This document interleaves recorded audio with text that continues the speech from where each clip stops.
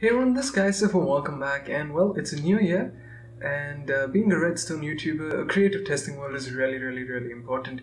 So I thought that this is a good time as any to do a quick tour of my creative testing world.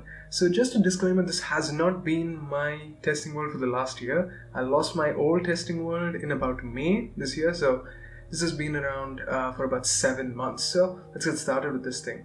Right, so the first important thing with this is that it's very properly planned out. As you can see, we've got these 4 sort of quadrants, and yeah, each section or each quadrant is basically for a different testing type. So we've got standard builds in one area, farms in another, redstone contraptions in one place, and flying machines in the other.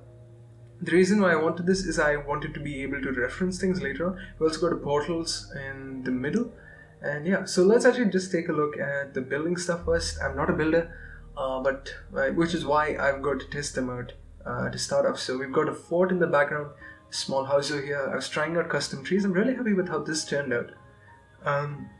You've got what I thought was a starter house, but then it got really out of hand later on. I was practicing domes and different roof styles, and yeah, we've got some really weird builds, a lot of things that have not been completed, and there's the channel logo. Yeah, that actually does exist in a world.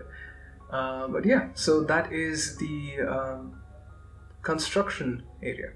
Alright, so the next part we've got is the farms themselves. So over here we've got the basic essentials: bone meal, TNT, blast proof blocks, some basic tools, minecarts, hoppers, rails, the whole shebang.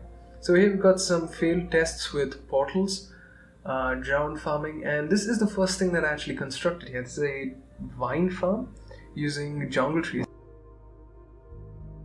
Alright, so basically you just plant your jungle trees and then send these flying machines off by just flicking a button here. You can stand on them with an efficiency 5 shear and break down all the vines that spawn. You can then run through with this flying machine, which pushes all the wood over to one section, which is currently not there. But yeah, it's really fun.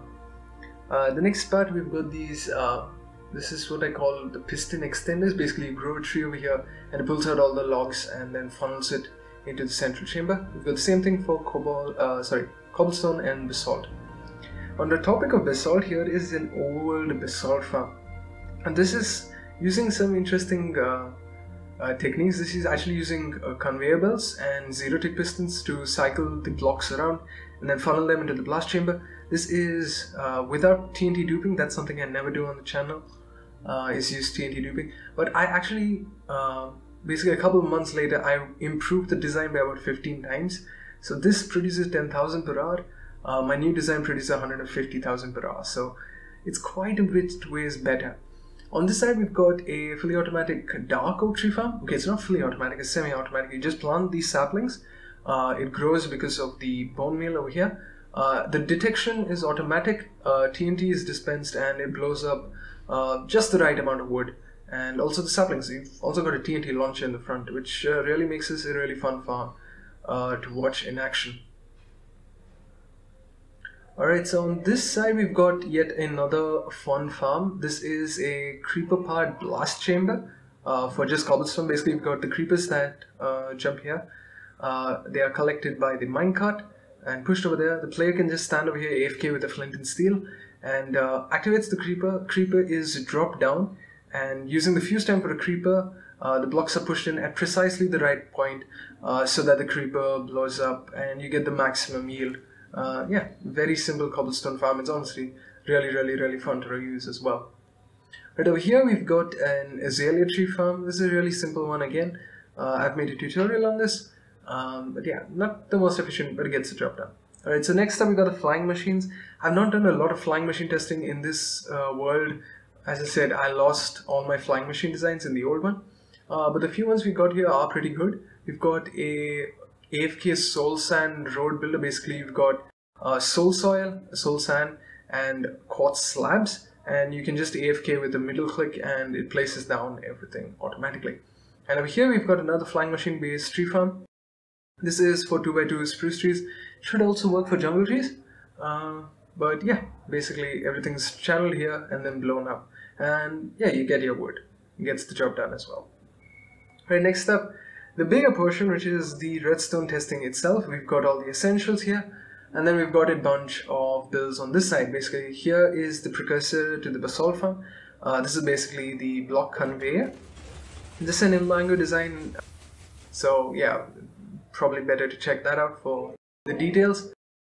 Next up over here, we've got a this is a TNT and a fire charge dispenser. Basically, this is for manually activating TNT whilst AFK, so that you get all the blocks. It does give you the effect of looting 3 when TNT exploded by the player is set off.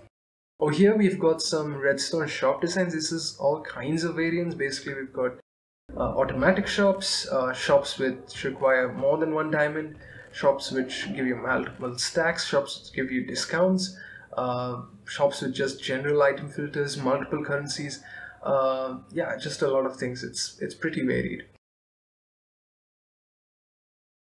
Alright, so on this end we've got note block redstone. I made a video on this just a week back. Here we've got a randomized note block melody thing. I should probably use this as channel music. It's pretty good, I'd say.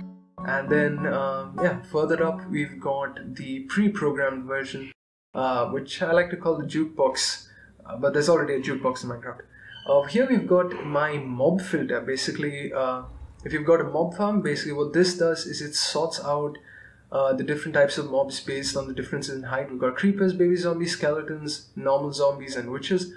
And yeah, once again, a pretty good thing. Over here we've got a shulker box storage system sorter. Currently everything's empty, but basically you put in your shulker boxes and then you put in your items, it does stuff and it sorts it all out. Over here we've got a really simple dropper counter. This is something I'm really proud of because it's small, and that's honestly the only reason.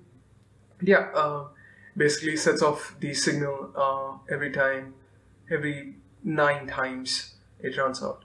Over here we've got an assortment of pulse extenders using furnace timings, item despawn, cobweb movement, fuel efficiency, basalt, cobblestone, piglin bartering timers, and even flying machines.